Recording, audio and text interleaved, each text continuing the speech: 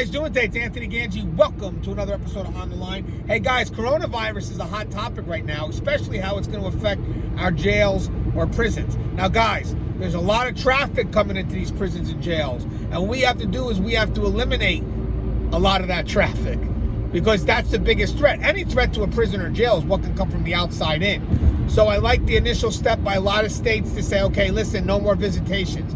Cut down visitations, cut down volunteers, and make sure if you have to have staff, it's the essential staff. So custody, administration, food service, mental health, medical, maintenance, classification, the staff that's needed to run the facility on a daily basis.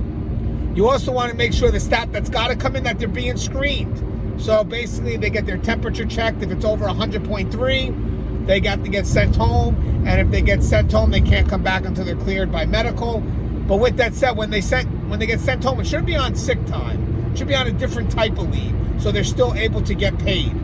But again, they cannot come back until they're cleared by medical. And when they do these screenings, they shouldn't do the screenings in the main lobby. They should do it at the entrance point. And hopefully all facilities can limit to that one entrance. We don't want to have multiple entrances. We want to have it at one entrance. But if there are some facilities not able to do that, so hopefully they have screening measures at all those entrances that are needed for staff to come in. But for the most part, if you could limit it to one entrance, that would be the best, and the screening is done there.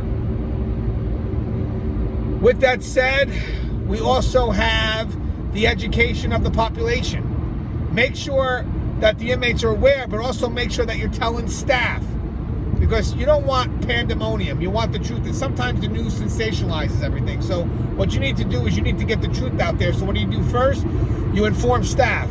Let staff know. And then staff can go ahead and inform the population. Let the population be made aware of the threat.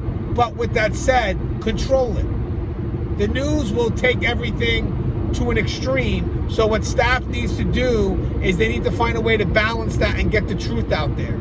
We don't want people running around screaming for concerns that aren't really that dramatic.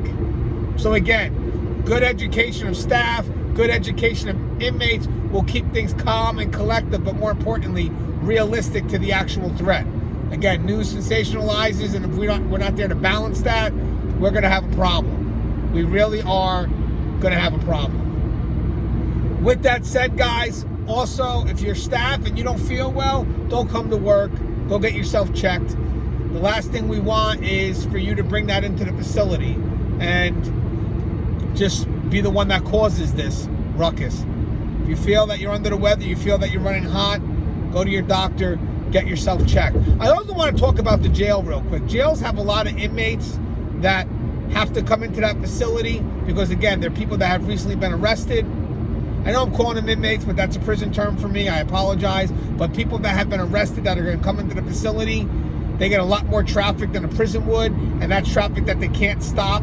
So what you want to do is you want to have something controlled within that jail that can deal with the inmates coming in, especially if they're testing hot. And for the staff that have to do that intake, they should be designated staff. You really don't want that staff to go back into the population. So hopefully you're able to keep that staff where they need to be. Have some people that are designated for intake, rotate them as needed, and just kind of keep everything in that one area. Because again, for the jails, they have it tough. That intake is tough. You're going to be catching people with a lot of symptoms, and in order to keep that controlled so it don't spread out to the population, we need to isolate that area.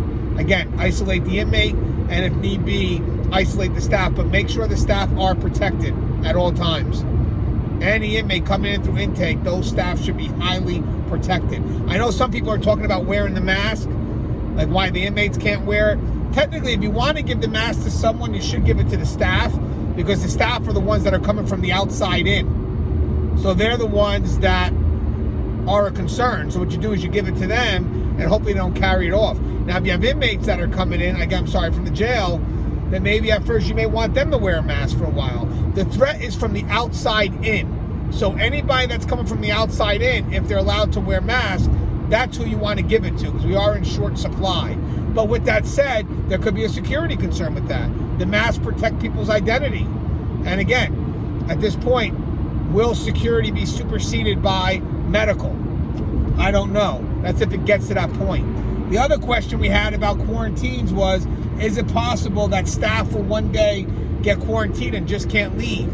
The only time I would ever see that happening is if the threat is so big on the outside that we just say lock it down, neutralize it, and just keep everybody on the inside. And then again, we can rotate, make sure everybody gets their rest just to keep things effective. I hope it doesn't get to that point. But again, we need to also monitor ourselves, make sure we're taking care of ourselves, we're cleaning ourselves, because the last thing we want is to be the cause of it all. But again, it's just a quick dialogue. Wanted to give you a quick rundown, but be interested to see what your facilities are doing. As always, stay safe and stay coronavirus free.